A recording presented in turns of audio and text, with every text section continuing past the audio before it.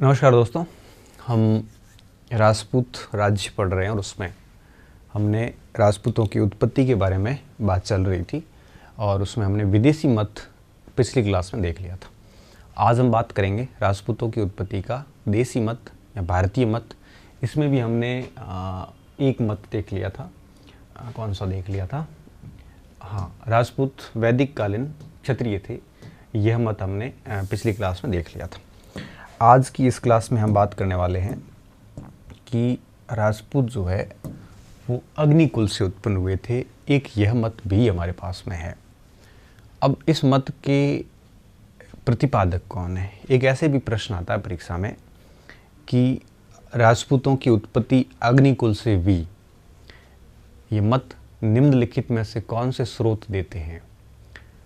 फिर उसमें एक से अधिक स्रोत परीक्षा में आते हैं। फिर उसमें ऑप्शन का जोड़ा पूछ लिया जाता है, 1 2 3 2 4 1 2 2 3 इस टाइप से। तो एक तो इसका प्रश्न सीधा यही आता है। दूसरा प्रश्न इसका ये आता है कि अग्निकुल से कौन कौन से राजपूत वंश स्थापित हुए या कौन से राजपूत वंश उत्पन्न हुए। और तीसरा प्रश्न सामान्य से ये बनता है कि यह मत जो है इसका खंडन किसने किया। ठीक है, हालांकि जो इस मत के समर्थक नहीं है वो सारे इसके खंडन करने वाले हैं, तो जो समर्थक है उनका ही नाम ध्यान रखना है। ठीक है, तो ये 3 टाइप के प्रश्न इस पोर्शन में बनते हैं, इस अग्निकुल के सिद्धांत से बनते हैं। सबसे पहली बात ये कि सिद्धांत था क्या। ठीक है, अब सिद्धांत था क्या उससे पहले मैं क्या कर रहा हूँ, एक पॉइंट लिख रहा हूँ, स्रोत क्या क्या है। एक किताब है नव सहसाहंक चरित, ये पुस्तक है पद्मगुप्त की।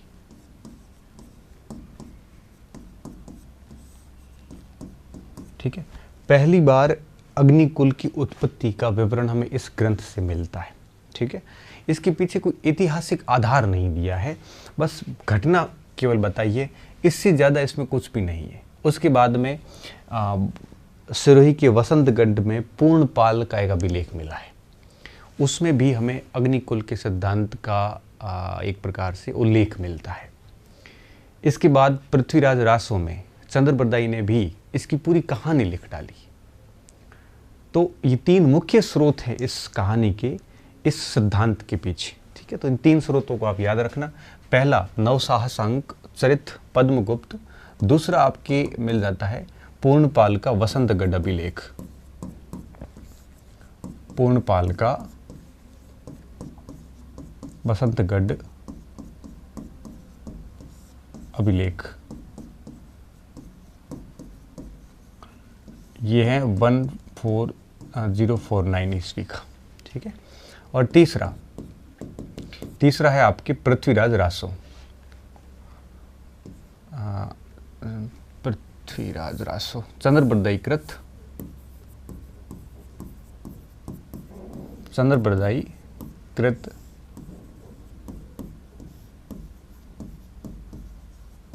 पृथ्वीराज रासो।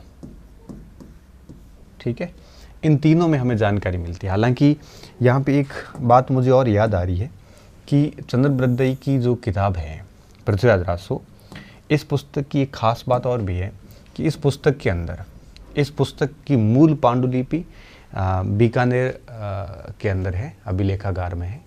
और दशरथ शर्मा ने लिखा है कि हमने जब उसका अध्ययन किया, ओरिजिनल जो पांडुलिपियाँ हैं, उस मूल पांडुलिपि में कहीं पर भी पृथ्वीराज रासो में इस सिद्धांत का उल्लेख नहीं है। बाद में कुछ अंश जोड़े गए, प्रक्षेपण जोड़े गए हैं, उन प्रक्षेपणों में या बाद में जोड़े गए अंशों में उल्लेख मिलता है। चंद्रबरदाई ने मूल रूप से जो पृथ्वीराज रासो लिखी थी उसमें इसका उल्लेख नहीं है। तो दशरथ शर्मा इस आधार पर इस सिद्धांत को खारिज कर देते हैं। ठीक है, तो इस बात को हम लिख लेते हैं। दशरथ शर्मा के अनुसार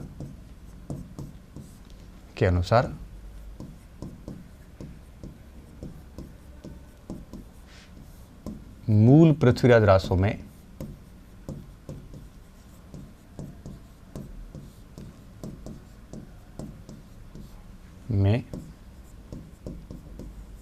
इस सिद्धांत का उल्लेख नहीं है।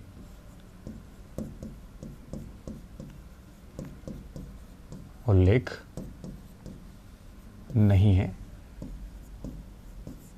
बल्कि बाद में जोड़ा गया प्रक्षेपण है, प्रक्षेप है। ठीक है। दशरथ शर्मा इसको एक प्रकार से सिद्धांत को खारिज करते हैं, वो इस सिद्धांत पे विश्वास नहीं करते। ठीक है।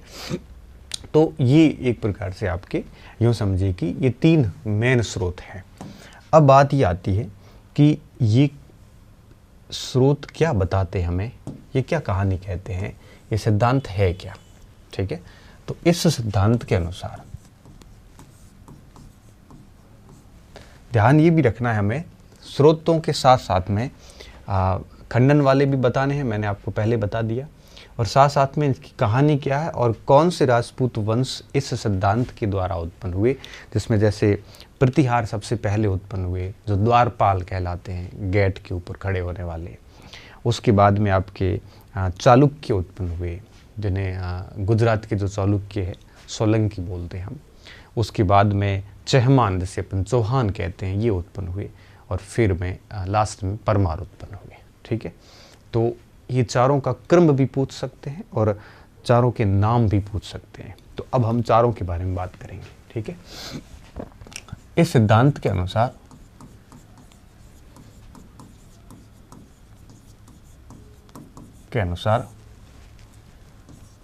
वशिष्ठ ने कुछ किताबों ने यहाँ ये लिखा है कि गौतम ऋषि थे, कोई और ऋषि का नाम भी बताता, वैसे पूछते नहीं किस ऋषि ने किया, क्योंकि ये एक प्रमाणिक नहीं है, ये एक केवल माइथोलॉजी, ये कहते हैं मिथक है, ये केवल और केवल एक मंडगढ़ंत कहानी है। ठीक है। इसलिए अग्निकुल के अंदर 3 टाइप के ही सवाल बनते हैं, इससे ज़्यादा इसके सवाल नहीं बनते। ठीक है।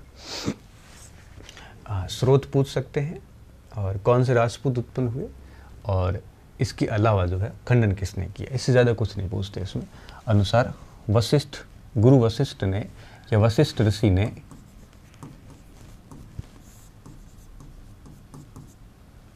आबू पर्वत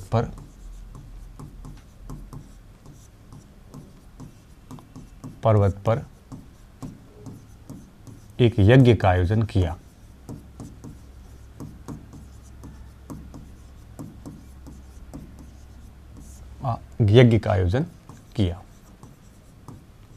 ठीक है। अब इसका उद्देश्य क्या था, सब अलग अलग बताते हैं, और क्रूक ने अपना अलग ही बताया।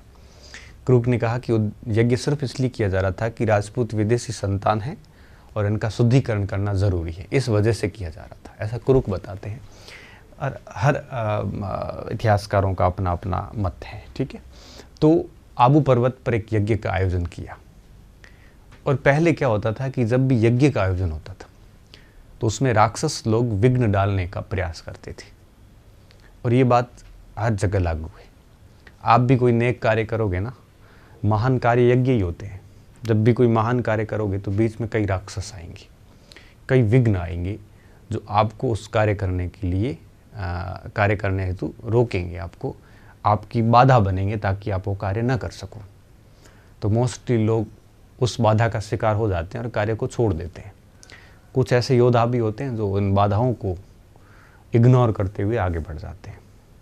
तो प्राचीन काल में जब भी यज्ञ होते थे तो राक्षस लोग विघ्न डालने के लिए आ जाते थे, और उस विघ्न से बचने के लिए योद्धाओं की आवश्यकता होती थी। तो ऋषि क्या करते थे, योद्धा बाहर खड़े करते थे, ताकि वो योद्धा जो है आपके यज्ञ को एक प्रकार से विघ्न होने से बचा सके। और इस हेतु प्रतिहार जितने भी राजपूत है, गुर्जर प्रतिहार, ये द्वारपाल ही होते थे, पहले द्वार पर रक्षा करते थे ताकि कोई भी ऐसा तत्व अंदर ना जाए और यज्ञ को खराब ना करे।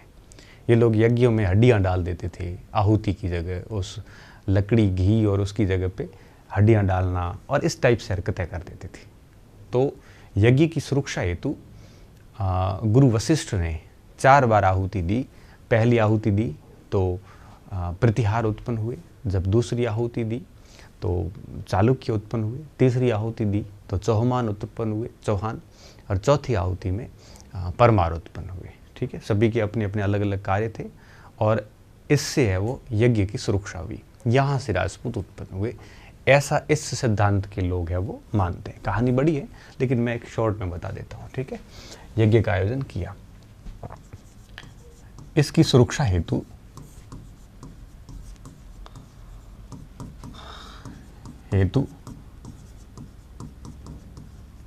यज्ञ हेतु अग्निकुंड बनाया जाता है। अग्निकुंड में आहुति देकर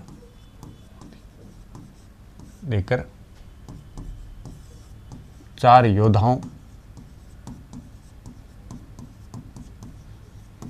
को उत्पन्न किया।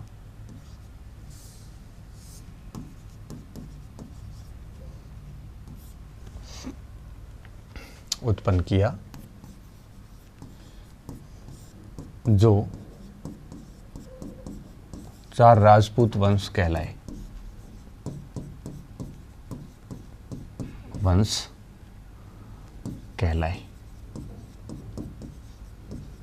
ठीक है, कौन कौन से राजपूत कहलाए? सबसे पहले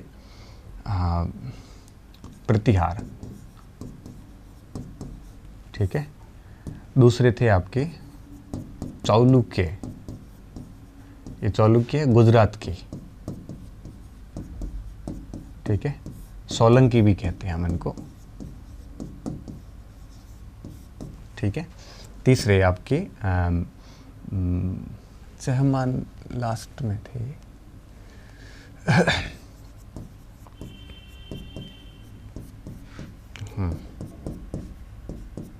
चौहान और परमार के पीछे कई बार किताब में जब प्रश्न आता है तो कई बार पवार भी लिख लेते हैं, ठीक है। तो ऐसा अगर प्रश्न आए तो आपको उसमें गलती नहीं करनी है। तो ये अग्निकुल से उत्पन्न सिद्धांत की मेन बातें थी जो हमें यहाँ पे स्पष्ट तौर पे ध्यान रखनी है, ठीक है। तो इसमें इतना ही पॉइंट है और खारिज करने वाले कौन है ये भी हमने देख लिया, ठीक है। चौहान बाद में हुए हैं, परमार पहले हुए हैं। 1 मिनट।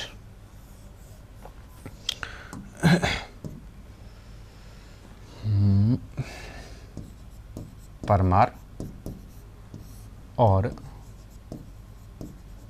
चहमान या चौहान, ठीक है।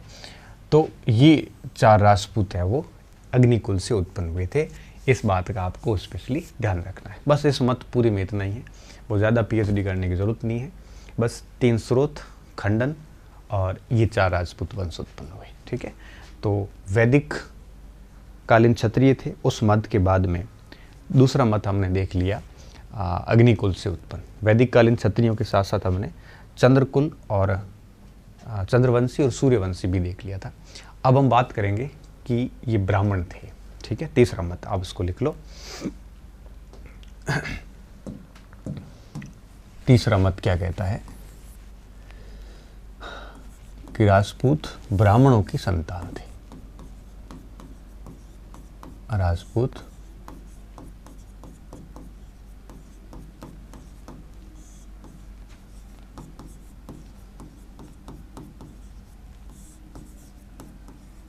एक मत ये भी है। अब जिसको जो ठीक लगा वो अपने हिसाब से वो लिखता गया, ठीक है। बाकी मुझे अगर कोई पूछते ना कि आपका क्या मत है, तो मैं, हालांकि अपने कोई पूछता कोई नहीं है, वैसे भी पूछ लेते तो मैं सीधा बताता कि वैदिक क्षत्रिय वाला जो मत है वो मुझे सबसे ठीक लगा। वैदिक कालीन क्षत्रिय थे। और बाकी ये मत तो चलते रहते हैं, मतांतर चलता रहता है। इतिहास में पूर्वाग्रह बहुत होता है, अपनी अपनी विचारधारा के अनुसार इतिहास लेखन होता है। कोई महाराणा प्रताप को हराएगा तो कोई जिताएगा, कोई अकबर को महान बताएगा तो कोई अकबर को बदमाश बताएगा, कोई औरंगजेब को बहुत अच्छा शासक बताएगा तो कोई उसको धर्म विरोधी बताएगा या बहुत बेकार शासक बताएगा, कोई टीपू सुल्तान को बताएगा। हर व्यक्ति की अपनी विचारधारा होती है। इतिहासकार भी समाज से उठा हुआ होता है, तो वो अपने चश्मे से इतिहास को देखता है। हर अति खराब है, ठीक है। कोई ज़्यादा राष्ट्रवादी हो जाता है, तो कोई ज़्यादा मार्क्सिस्ट हो जाता है, तो कोई ज़्यादा इम्पीरियलिस्ट हो जाता है। इससे क्या होता है कि इतिहास लेखन पूरा ग्रहित हो जाता है। जब एक इतिहासकार विचारधारा पे बंध जाता है, चाहे वो राष्ट्रवादी हो, चाहे वो साम्राज्यवादी हो, चाहे वो आपके कम्युनिस्ट मार्क्सिस्ट हो, विचारधारा में बंधना ही इतिहासकार की गुलामी का प्रतीक है। फिर वो स्वतंत्र रूप से लिख ही नहीं सकता, वो अपनी विचारधारा के अनुसार लिखेगा। अब एक दूसरे की फिर आलोचना करते हैं, राष्ट्रवादी साम्राज्यवादियों की आलोचना करेंगे, साम्राज्यवादी राष्ट्रवादियों की करेंगे, फिर दोनों मिल के कम्युनिस्ट की करेंगे, कैम्ब्रिज वाले सभी की करेंगे। आर.सी. मजूमदार जैसे बहुत कम इतिहासकार हुए जिन्होंने बहुत सही लिखा था। तटस्थता के पैमाने पे अगर देखा जाए तो मजूमदार जैसे इतिहासकार ऐसे इतिहासकार हैं जिन्होंने प्रॉपर तरीके से लिखा है। कुछ दृष्टांत, क्योंकि पूर्ण तटस्थ कोई हो ही नहीं सकता, लेकिन कोई तटस्थता के बहुत नज़दीक हैं तो उसे तटस्थ कहा जा सकता है। एक पब्लिकेट में मैक्स वेबर का नाम आता है, वेबर की नौकरशाही का सिद्धांत। मैक्स वेबर ने कहा था कि कोई भी व्यक्ति पूर्ण रूप से न्यूट्रल नहीं हो सकता। प्रशासनिक अधिकारियों को न्यूट्रल रहना चाहिए, किसी भी पॉलिटिकल पार्टी की भक्ति नहीं करनी चाहिए। लेकिन फिर वेबर कहते हैं कि कभी कोई व्यक्ति न्यूट्रल रह ही नहीं सकता। कोई समाज से उठा हुआ व्यक्ति, उसका झुकाव किसी न किसी तरफ होगा। लेकिन वो व्यक्ति जो तटस्थता के पैमाने पे सर्वोच्च है, पूर्ण रूप से भले मत तटस्थ, हम उसको भी श्रेष्ठ मानते हैं। तो इतिहासकारों के साथ भी कुछ यही समस्या है। इसलिए कोई इसको ब्राह्मणों की संतान बता देते हैं, कोई शक हूणों की संतान बता देते हैं। शक हूणों के जो आक्रमण हुए भारत में, ये पहली शताब्दी के आसपास हुए हैं और इन्हीं राजपूतों का उल्लेख उससे 600 साल पहले किताबों में मिलता है। तो कई सारी बातें ऐसी हैं जो इतिहास में गलत तरीके से व्याख्या की गई। ठीक है, तो राजपूतों को ब्राह्मणों की संतान बता दिया गया, किसी विवाह के आधार पर भी बता दिया। जैसे चौहान राजकुमारी थी अवंती सुंदरी, चौहानों की राजकुमारी थी, उसका विवाह हुआ था कवि राजशेखर से। राजशेखर गुर्जर प्रतिहार वंश में, आप आगे अपन पढ़ेंगे, महेंद्र पाल के दरबार में थे, राजकवि थे। तो एक छत्राणी का विवाह ब्राह्मण से हुआ, तो इतिहासकारों ने उसको साक्ष्य बताते हुए कह दिया कि चौहान ब्राह्मण थे। एक चौहान शासक सामंत राज का लेख है, बिजोलिया का लेख है, बिजोलिया, उसमें चौहानों के आगे विप्र श्री वत्स गोत्र लिखा है। विप्र ब्राह्मणों को कहते हैं। तो विप्र श्री वत्स गोत्र लिखने के कारण इनको सामंत शासकों, सामंत राज के इस अभिलेख के आधार पे सभी चौहानों को ब्राह्मण कह दिया गया। ऐसे बहुत सारे लेख हैं, चाचिंग देव का लेख है, कई सारी ऐसी पुस्तकें हैं। घटियाल का लेख जो है जोधपुर का, उसमें चौहानों को प्रतिहारों को हरिश्चंद्र की संतान बताया। और हरिश्चंद्र की 2 पत्नियां थी, एक क्षत्रिय पत्नी थी, एक ब्राह्मण पत्नी थी। ब्राह्मण पत्नी से उत्पन्न पुत्र बताया है। तो ऐसे कई सारे साक्ष्यों के बेस पर राजपूतों को ब्राह्मणों की संतान बताने का भी प्रयास इतिहास में हुआ है। तो हमें क्या ध्यान रखना है, वो उस पर हम बात करेंगे। हम यहाँ पे इतिहासकार की भूमिका में नहीं है, हम यहाँ पे एक शिक्षक की भूमिका में, और आप यहाँ पे शोधकर्ता की भूमिका में नहीं है, आप यहाँ पे स्टूडेंट की भूमिका में हैं। तो दोनों को, अपने दायरों को भूलना नहीं है, और आप अपने दायरों में रहो, मैं मेरे दायरे में रहूँ, तो टाइम पे कोर्स भी हो जाएगा और अच्छे से हम पढ़ भी लेंगे। तो चीज़ें जानना बहुत ज़रूरी है। ठीक है, तो अब हम बात को आगे बढ़ाते हैं, लिखते हैं कि राजपूत ब्राह्मणों की संतान है। इस मत का क्या मतलब है? इस मत के समर्थन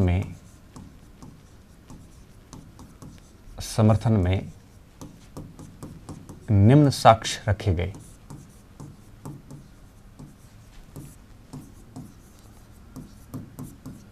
क्योंकि विद्यार्थियों, बिना साक्ष्यों की इतिहास में कोई बात नहीं होती। ठीक है, इतिहास में अगर साक्ष्य नहीं है तो वो केवल गल्प इतिहास कहलाएगा, वो केवल मिथक कहलाएगा, दंत कथाएं कहलाएगी, वो साहित्य की कल्पनाएं कहलाएगी, वो दर्शन कहलाएगा, इतिहास नहीं कहलाएगा। इतिहास के पीछे स्रोत होना बहुत ज़रूरी है। मैं कोई भी अगर बात कहता हूँ ना तो उसके पीछे एक एविडेंस होना चाहिए। अगर आपके पास एविडेंस नहीं है तो आप इतिहास को इतिहास नहीं कह सकते, ठीक है। तो इस मत के पीछे हमें कौन कौन से एविडेंस जो है वो पुस्तकों में मिलते हैं, ठीक है। आप देखो पुस्तकों में कौन से एविडेंस मिलते हैं इस संबंध में, अगर मैं सबसे पहला ही एविडेंस लूँ, अच्छा उससे भी पहले इसके समर्थक कौन थे वो अपन आगे लिख लेते हैं। चौहान राजकुमारी बात निकली है तो वो सबसे पहले यही ले लेते हैं। चौहान राजकुमारी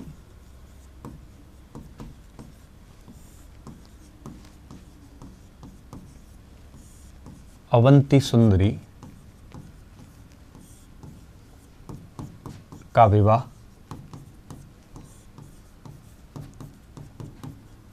ब्राह्मण राजशेखर से होना। अब विवाह तो क्या है ना, पहले हो जाता था कहीं पर भी, ऐसा कुछ भी नहीं है कि भाई ब्राह्मण राजपूत वाली तो बात नहीं। विवाह के आधार पे हम पूरे वंश को, ऐसे राजपूतों को ब्राह्मणों की संतान नहीं बता सकते एक विवाह के बेस पे, क्योंकि प्राचीन काल में अगर आप देखोगे तो ऐसे हजारों एग्जाम्पल मिलते हैं, ठीक है। हम जब प्रतिलोम विवाह पढ़ रहे थे, ठीक है, अनुलोम ही था ना ये अनुलोम विलोम के चक्कर में बाबा रामदेव ने ऐसा दिमाग खराब किया है ना, खराब तो क्या कहें, वो शब्द खराब कर दिया हमारा पूरा। अब अनुलोम याद आते, दूसरा विलोम याद आता है, प्रतिलोम नहीं याद आ पाता। तो उसमें हमने देखा था, वहाँ पे इतिहास के अंदर हमने पढ़ा है कि किस तरह से ब्राह्मण राजकुमारियों के विवाह क्षत्रियों से हुए थे, क्षत्रियों के विवाह ब्राह्मणों से भी हुए थे। तो ऐसे कई सारे उदाहरण हमें पहले से भी मिलते हैं। तो उसके बेस पे हम किसी एक वंश को, एक विवाह के बेस पे पूरे वंश को जो है वो ऐसे ब्राह्मण की उत्पत्ति संतान नहीं बता सकते, ठीक है। एक सूंडा अभिलेख है चाचिंग देव का, किसका, चाचिंग देव का अभिलेख है, ठीक है। चाचिंग देव का सूंडा अभिलेख, ये क्या कहता है, ये कहता है कि चौहानों की जो उत्पत्ति है ये वत्स ऋषि की आंख से हुई है, और वत्स ऋषि ब्राह्मण थे और उनकी आंख से हुई, मतलब ये ब्राह्मण थे। कुछ भी लिख दिया, मतलब कुछ भी लिख लिया ना। क्या लिखता है कि चौहानों की उत्पत्ति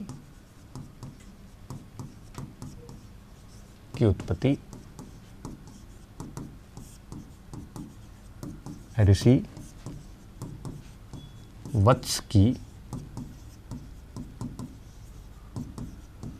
आंख से हुई, ठीक है, और ऋषि आपके ब्राह्मण थे।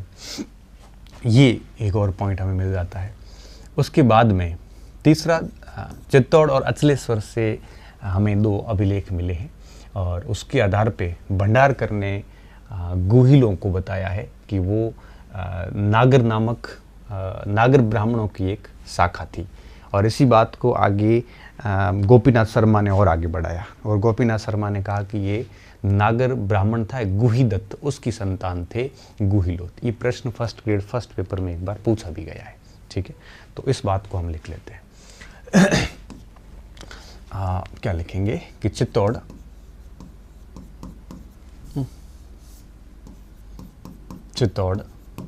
व अचलेश्वर के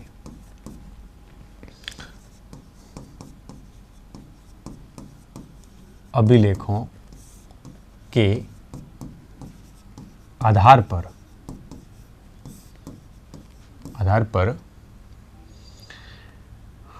डॉक्टर भंडारकर ने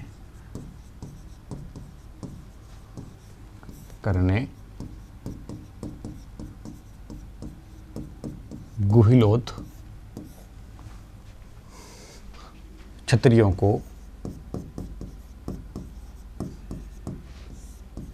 को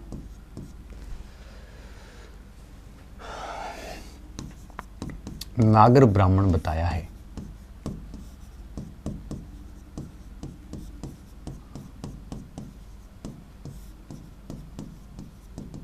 नागर ब्राह्मण बताया है। आगे चलकर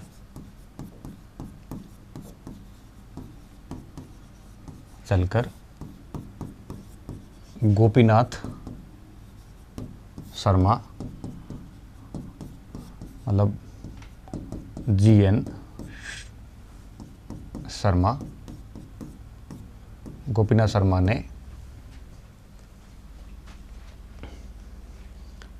ने गुहिलोतों को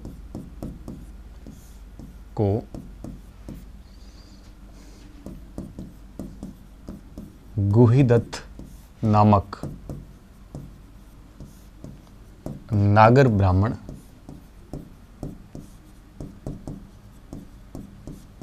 की संतान बताया।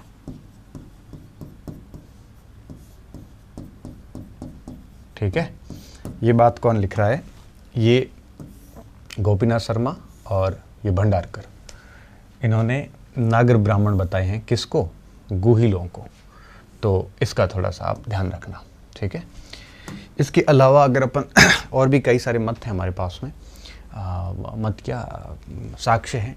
इसके अलावा एक घटियाल लेख की बात आई थी अभी।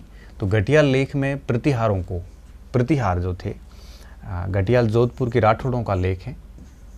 ठीक है, राजस्थान की हिस्ट्री में हमने इसको जब राजस्थान की हिस्ट्री पढ़ते हैं तो इसको और अपन डिटेल से पढ़ते हैं।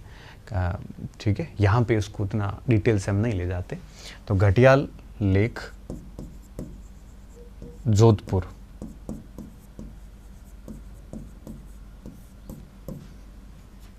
में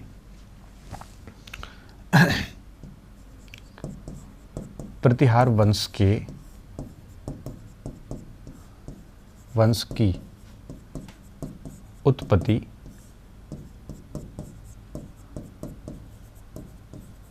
हरिश्चंद्र ब्राह्मण से होना बताया है। जोधपुर से एक और भी लेख मिला है जिसमें लिखा है कि हरिश्चंद्र की ब्राह्मण पत्नी से होना बताया है। तो ये अपन गुर्जर प्रतिहार वंश में थोड़ा और आगे देखेंगे, अभी आप इतना ही देख लो यहाँ पे। ठीक है, तो ये एक चौथा मत था, ये भी काफ़ी ठीक मत है, क्योंकि ये ऐसे करके भी पूछ लिया जाता है कि निम्नलिखित में से कौन सा इतिहासकार या कौन सा इतिहासकार या कौन सा साक्ष्य चौहानों को ब्राह्मण बताता है या गुहिलोतों को ब्राह्मण बताता है या ऐसे राजपूतों को ही ब्राह्मण बताता है, ब्राह्मणों की संतान बताता। फिर ये इनमें से कोई भी ऑप्शन आ सकता है। ठीक है, पांचवा विप्र श्रीवत्स गोत्र वाली मैंने जो बात की थी उसको भी लिख लेते हैं। सामंतराज की एक मिनट,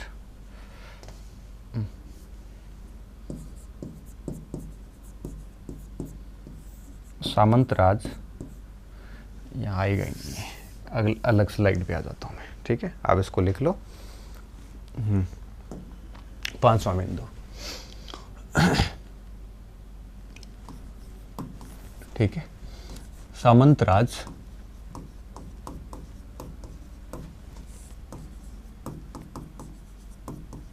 चौहान के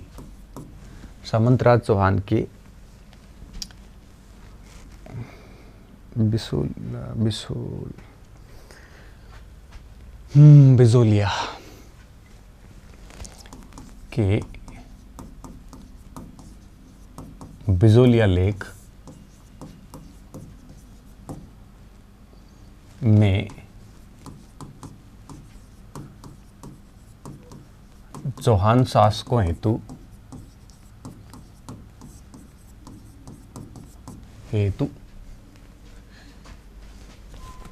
विप्र श्रीवत्स गोत्र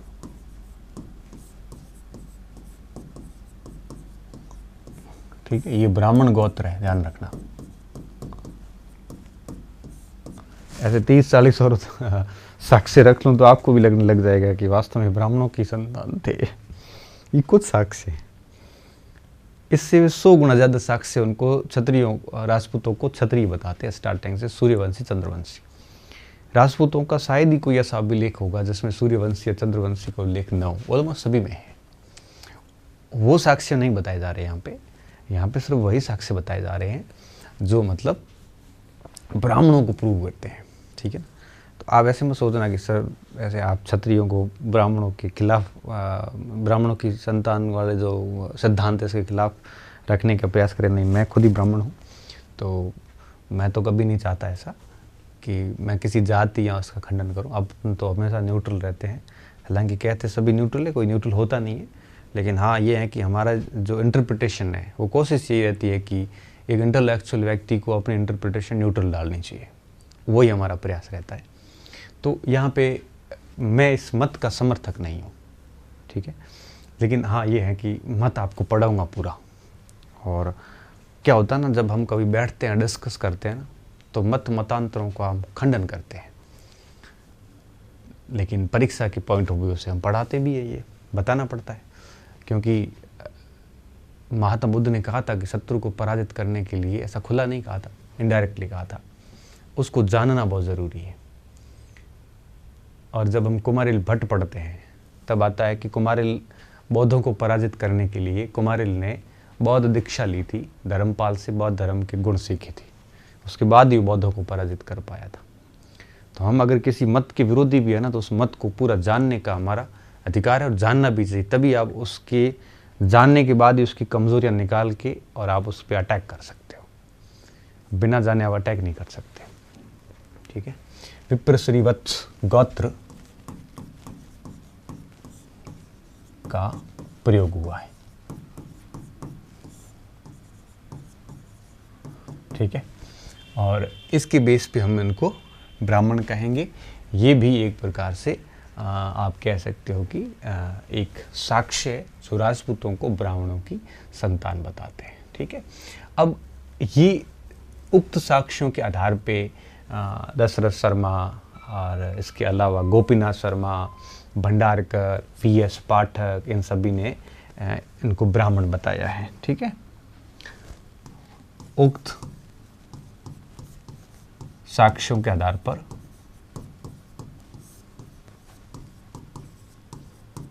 दशरथ शर्मा बहुत जगह घूमे हैं, ध्यान रखना ना, ऐसे मत सोचना कि ये एक ही जगह क्यों है, क्यों नहीं है। उक्त साक्ष्यों के आधार पर दशरथ शर्मा,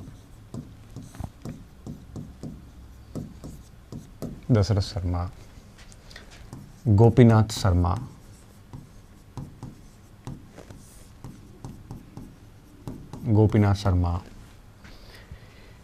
भंडारकर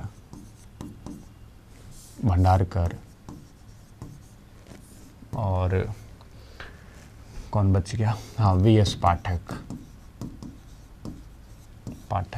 ने क्षत्रियों राजपूतों को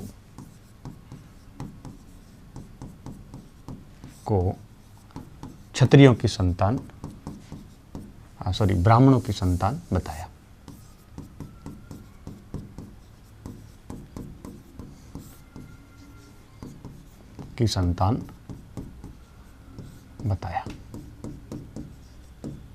ठीक है।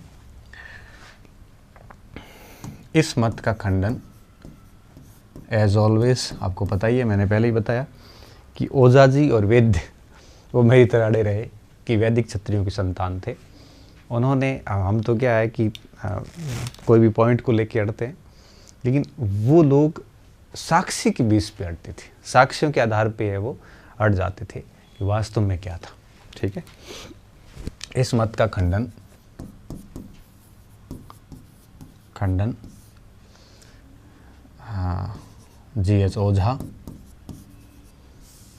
जी.एच. ओझा व सी.वी. वैद्य द्वारा किया गया, ठीक है। और ओझा जी ने इसका भी खंडन किया ना, अग्निकुल के मत का भी, तो इसको भी आप यहाँ लिख सकते हो, नोट करके डाल सकते हो। ओझा व वैद्य ने इस मत का खंडन किया है,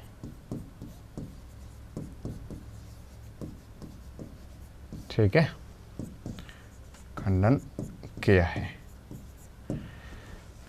हाँ, ये एक मिनट, हाँ ये आप है वो लिख लिया होगा, ये भी लिख लो आप, ठीक है। तो ये सारी बातें थी जो ब्राह्मणों को राजपूतों को राजपूतों को ब्राह्मणों की संतान बता रहे थे।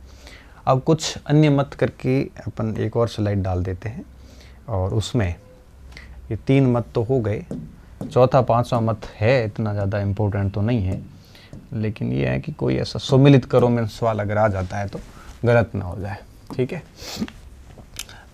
चौथा मत हम क्या लिखते हैं कि विभिन्न जातियों का मिश्रण, अन्य करके लिख लेते हैं, अन्य मत, ठीक है। अन्य मतों में हम क्या करेंगे, कुछ पॉइंट ले लेते हैं, और सबसे पहला मत क्या है, अन्य में आता है कि विभिन्न जातियों का मिश्रण है, विभिन्न जातियों का मिश्रण, जातियों का मिश्रण है, ठीक है। उसमें वापस वही दशरथ शर्मा शामिल हो जाते हैं। दशरथ शर्मा कहते हैं कि हर राजपूत की उत्पत्ति अलग अलग जाति से हुई है, ठीक है ना, किसी भी एक जाति से पूरे राजपूतों की उत्पत्ति नहीं हुई है। चौहान अलग उत्पन्न हुए, गोहिलोत अलग उत्पन्न हुए, राठौड़ अलग हुए, भाटिया अलग हुए, हर की अलग अलग बताइए, ठीक है। दशरथ शर्मा के साथ में वी.एस. पाठक थे, और वी.एस. पाठक और एक वी.एन. पाठक, ये सब लोग हैं वो इस मत के समर्थन में थे, ठीक है। उसके बाद में विभिन्न जातियों के बाद में एक वी.एन. पाठक, एक आता है आपके बी.डी. चट्टोपाध्याय का मत, ब्रह्म छात्र सिद्धांत, ठीक है। तो ये ब्राह्मण सिद्धांत के काफ़ी नज़दीक हैं, और ये किसने दिया, बी चट्टोपाध्याय ने, ठीक है। और एक राजकुल का सिद्धांत और आता है, ठीक है, राजकुल, क्लैन मोनार्की बोलते हैं हम उसको, ठीक है, कि राज परिवारों से राजपूत बने। UN घोषाल इस सिद्धांत का प्रतिपादक है, और ये क्या कहते हैं, ये कहते हैं कि प्राचीन काल में राजन्य वर्ग था, और राजन्य वर्ग से संबंधित जो अधिकारी होते थे, जो परिवार थे, वो परिवार धीरे धीरे राजकुल से वो परिवार ही राजपूत कहलाए थे। ऐसा सिद्धांत है वो घोषाल साहब ने दिया है, ठीक है। तो ये भी अन्य कुछ सिद्धांत है। तो राजपूतों की उत्पत्ति यहीं पे क्लियर हो जाती है कि राजपूतों की उत्पत्ति अंततः कैसे भी, ये सारी बातें हमने पढ़ ली, ठीक है। अब हम बात करेंगे सबसे इम्पोर्टेंट पॉइंट पे आएंगे, और ये हमारा पॉइंट रहेगा, और यही हमारा टॉपिक है, विभिन्न राजपूत राज्य, विभिन्न राजपूत राज्य। और इसमें हम पहला पढ़ रहे हैं गुर्जर प्रतिहार, ठीक है। और विद्यार्थियों ध्यान रखना कि जो गुर्जर प्रतिहार है, इसको सामान्यतः हम प्रतिहार भी लिखते हैं, ठीक है। कौन सा पढ़ेंगे अब, गुर्जर प्रतिहार। सबसे पहले गुर्जर प्रतिहार हम इसलिए पढ़ते हैं कि सबसे पहले इसी की उत्पत्ति मानी जाती है, ठीक है। अब इसमें सबसे पहले हम देखेंगे कि इनकी उत्पत्ति कैसे हुई, फिर देखेंगे इनका मूल स्थान कौन सा था, और उसके बाद में हम देखेंगे कि इसके प्रमुख शासक कौन से हुए, प्रमुख शासक कौन से हुए, ठीक है। 3 पॉइंट यहाँ पे आएंगे, उत्पत्ति, मूल स्थान और प्रमुख शासक। अब सबसे पहले हम बात करेंगे उत्पत्ति के ऊपर। आप इसको ऐसे कैसे लिख लेना, जैसे मैं लिखवाते हुए जा रहा हूं।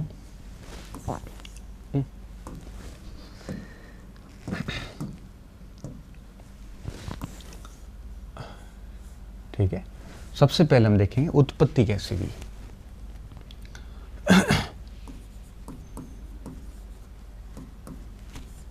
ठीक है, अब जब उत्पत्ति की बात आती है तो कई सारे मत निकल कर सामने वापस पुनः वही मतांतर पहले पढ़े हुए, कोई एक्स्ट्रा कुछ नहीं है, मैं वापस उन्हीं मतों को ले आ रहा हूँ। पहला मत क्या कह रहा है, एक तो मत यही कह रहा है कि अग्निकुल से उत्पन्न हुए, ठीक है, प्रतिहार अग्निकुल से उत्पन्न। एक मत तो ये है और हमने ये मत पहले ही देख लिया है, ठीक है। दूसरा मत जो आता है वो आता है कि वैदिक कालीन क्षत्रिय थे, और वैदिक क्षत्रिय कहने वाले कौन लोग थे आपको अच्छे से पता है। एक ओझा थे, एक आपके वैद्य थे, और इसके संबंध में दशरथ शर्मा भी इनके साथ में थे, ठीक है। दशरथ शर्मा का कोई फिक्स स्टैंड नहीं रहा, वो उनका इस प्रकार से घूमता हुआ मामला था, ठीक है। एक आपकी वीरेंद्रनाथ पुरी, BN पुरी भी है, ये सब इनके साथ में रहे। इन लोगों ने इनको वैदिक क्षत्रिय बताया, ठीक है। के मुंशी ने बड़ा ठीक कहा था। के मुंशी ने क्या कहा? के मुंशी ने कहा कि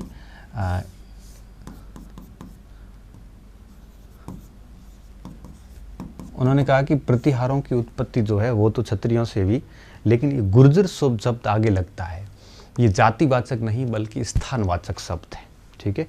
गुजरात प्रदेश प्राचीन काल में गुजरात का उत्तरी भाग और राजस्थान का टच वाला भाग, इस पूरे भाग को गुर्ज और रात्र बोलते थे, गुजरात और राजस्थान।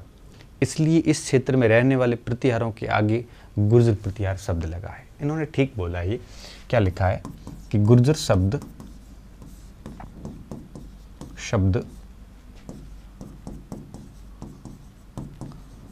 जातिवाचक न होकर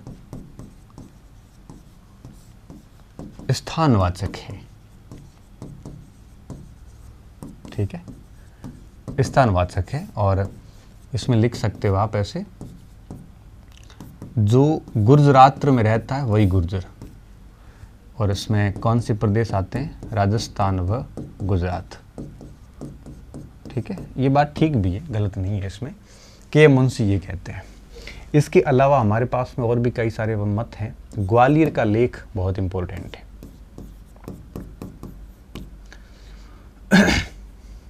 ग्वालियर लेख भोज का है, भोज को अपन आगे पढ़ने वाले हैं, मीर भोज को पढ़ेंगे हम। ग्वालियर लेख में 2 बातें कही गई है। पहली बात ये कही है कि लक्ष्मण, राम के भाई लक्ष्मण की संतान थे, कि भाई लक्ष्मण की संतान। ऐसा क्यों कहा? ऐसा इसलिए कहा था, इनके अनुसार श्री राम जो है वो जब भी कुटिया में बैठते थे या जब भी वनों में रात को रेस्ट करते थे, तो उनके बाहर सुरक्षा करने का जो दायित्व था वो लक्ष्मण का होता था। इसलिए लक्ष्मण राम के द्वारपाल की भूमिका निभाता था। द्वारपाल का मतलब होता है जो द्वार पे खड़ा होकर अंदर बैठे व्यक्ति या जो भी कोई कार्यक्रम है उसको सुरक्षा देना। लक्ष्मण वही काम करते थे, और यही काम आपके ये प्रतिहार भी करते थे।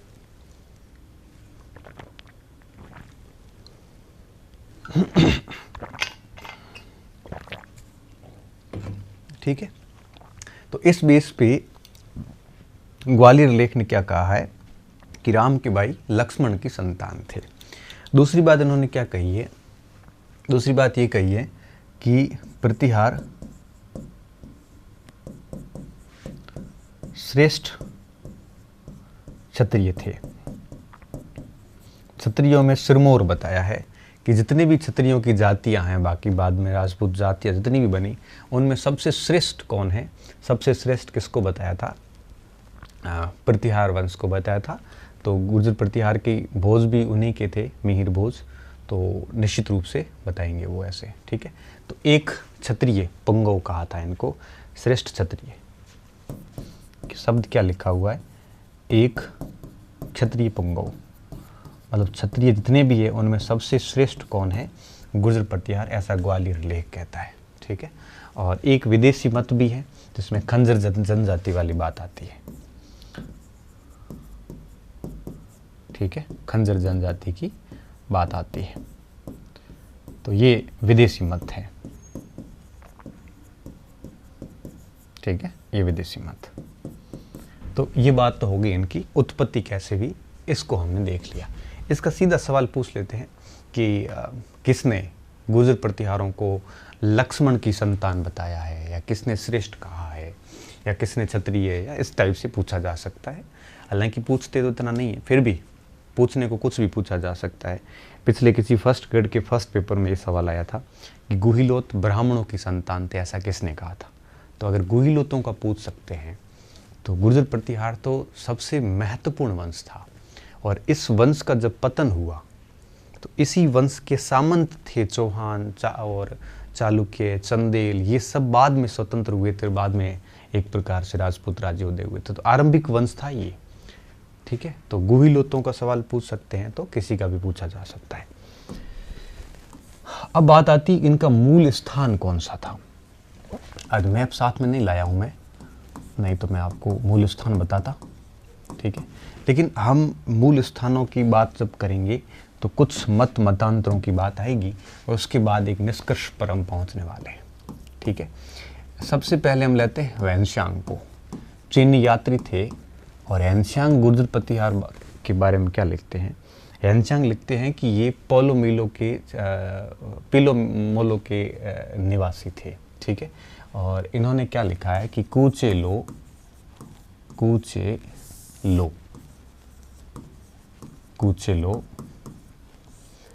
किसको कहा है, गुर्जरों को।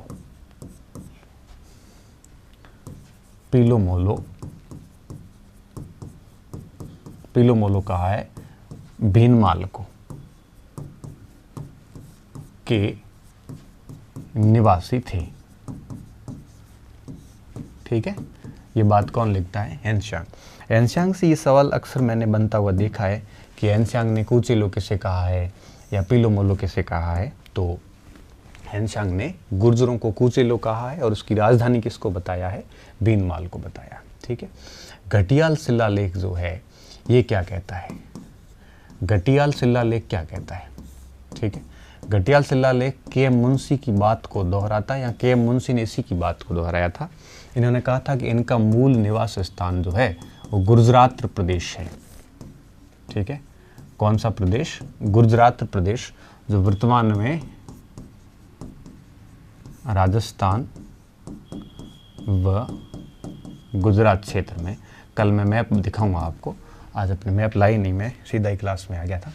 उसके बाद में जो तीसरा मत आता है वो आता है आपकी H.C. रॉय का, ठीक है। H.C. रॉय ने क्या कहा है कि इनकी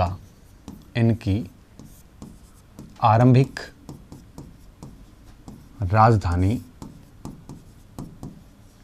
राजधानी मांडव्यपुर थी। मांडव्यपुर मंडोर को कहा जाता है, जो कि जोधपुर में है।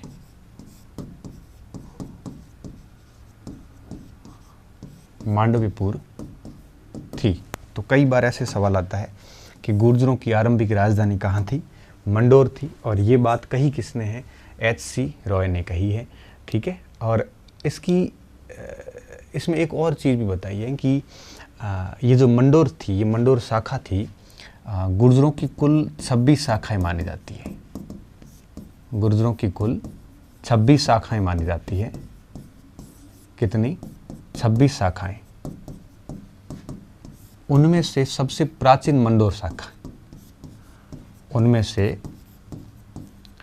सर्वप्राचीन कौन सी, मंडोर शाखा है, जिसकी स्थापना, ठीक है, जिसके संस्थापक हरिश्चंद्र थे, जिसके बारे में हम पहले बात कर चुके हैं। जिसके संस्थापक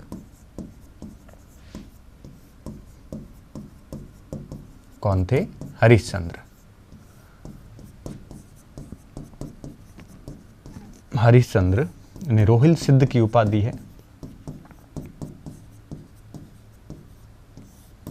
हरिश्चंद्र थे, जो कि ब्राह्मण थे, ये भी हमने वो आगे देख लिया था। तो H.C. रॉय है वो मंडोर बताते हैं। दशरथ शर्मा का जो मत है वो बहुत ज़्यादा इम्पोर्टेंट है, ठीक है। दशरथ शर्मा क्या कहते हैं, एक सेकेंड। दशरथ शर्मा ने इनको उज्जैन का मूल निवासी बताया है, ठीक है। किसका, उज्जैन का मूल निवासी बताया दशरथ शर्मा ने।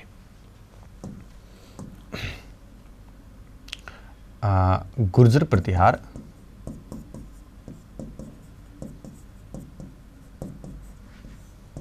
उज्जैन के मूल निवासी थे, मतलब यहीं इनकी राजधानी थी। ठीक है, तो उज्जैन किसने बताया है? इसने उज्जैन बताया है, दशरथ शर्मा ने। और देखो 3 स्थान हो गए हैं, आप ध्यान रखना थोड़ा सा। ये पहला स्थान बहुत महत्वपूर्ण है, और उसके बाद में ये दूसरा स्थान, ये भी कम महत्वपूर्ण नहीं है। ये तीसरा स्थान, ये भी महत्वपूर्ण है। तो आपको ये तीनों का ध्यान रखना है। ठीक है, ये ठीक है। और अब हम आगे देखते हैं एक सर्वमान्य मत, कि सर्वमान्य मत क्या हो सकता है। ठीक है ना, तो सर्वमान्य मत की अगर अपन बात करेंगे तो उसमें सबसे पहले क्या बात आती है। ठीक है, तो ये 3 राजधानियां मिलती हैं, भीनमाल, मंडोर और उज्जैन। दशरथ शर्मा आगे लिखते हैं कि हरिवंश ग्रंथ है, उसमें वत्सराज को अवंती भूभृत कहा गया है। अवंती भूभृत, अवंती का राजा। ठीक है, हरिवंश ग्रंथ में गुर्जर शासक वत्सराज को अवंती भूभृत्य अर्थात अवंती का राजा कहा है। इससे इस बात प्रमाणिक हो जाती है दशरथ शर्मा की। ठीक है, तो ये 4 मत निकलते हैं, अवंती, मंडोर और भीनमाल। ठीक है, अब देखिए सबसे इंटरेस्टिंग बात देखिए, अब एक सर्वमान्य मत पर हम आज तक नहीं पहुंच पाए हैं। अब निष्कर्ष क्या निकलता है? निष्कर्ष हम देखें तो निष्कर्ष ये निकलता है कि सबसे पहले ये मूल रूप से मंडोर के थे। कहाँ के थे? मंडोर के, जहां पे हरिश्चंद्र ने स्थापना की। ठीक है, मंडोर से ये आए हैं भीनमाल। ठीक है, और भीनमाल से ये गए हैं अवंती, मतलब उज्जैन, और उसके बाद में इन्होंने अपनी राजधानी बनाई है कन्नौज। कन्नौज राजधानी बनाई नागभट्ट द्वितीय ने। अवंती राजधानी किसने बनाई थी? ये दोनों राजधानियां बनाई नागभट्ट फर्स्ट ने। ठीक है, इसको अपन आगे और समझने वाले। तो आरंभिक राजधानी मंडोर थी, फिर ये भीनमाल शाखा, फिर अवंती में, और उसके बाद में कन्नौज में। तो कन्नौज मैंने आपको पहले बताया था कि जब त्रिपक्षीय संघर्ष हुआ था तो कन्नौज को लेकर गुर्जर प्रतिहार वंश अंत में जीते थे, और जीतने के बाद इन्होंने कन्नौज को अपनी राजधानी बनाया था। उससे पहले अवंती थी नागभट्ट प्रथम की राजधानी। ठीक है, और सबसे पहले मंडोर में थी। ये 4 स्थान आ गए, और चारों स्थानों को हमने पीछे ले लिया है। ठीक है, तो ये इनका मूल स्थान था। और अब हम बात करेंगे इस वंश के प्रमुख शासकों की। ठीक है, प्रमुख शासक कौन कौन से हुए ये हम है वो अब अगली क्लास में देखेंगे। हेडिंग मैं दे देता हूँ ताकि हम भूलें नहीं। प्रमुख शासक, प्रमुख शासक। ठीक है, अब हम क्या करेंगे, हर वंश में उसकी उत्पत्ति, मूल स्थान और प्रमुख राजा। उत्पत्ति और मूल स्थान तो मैं समझाते हुए चलूँगा, और प्रमुख शासकों की मैं पीपीटी है मैं रेडी करवा रहा हूँ डेली, और उसके अनुसार मेन बातें उसमें आपको बताते हुए चलूँगा। ठीक है, बहुत बहुत धन्यवाद विद्यार्थियों, अच्छे रहिए, मस्त रहिए और पढ़ते रहिए।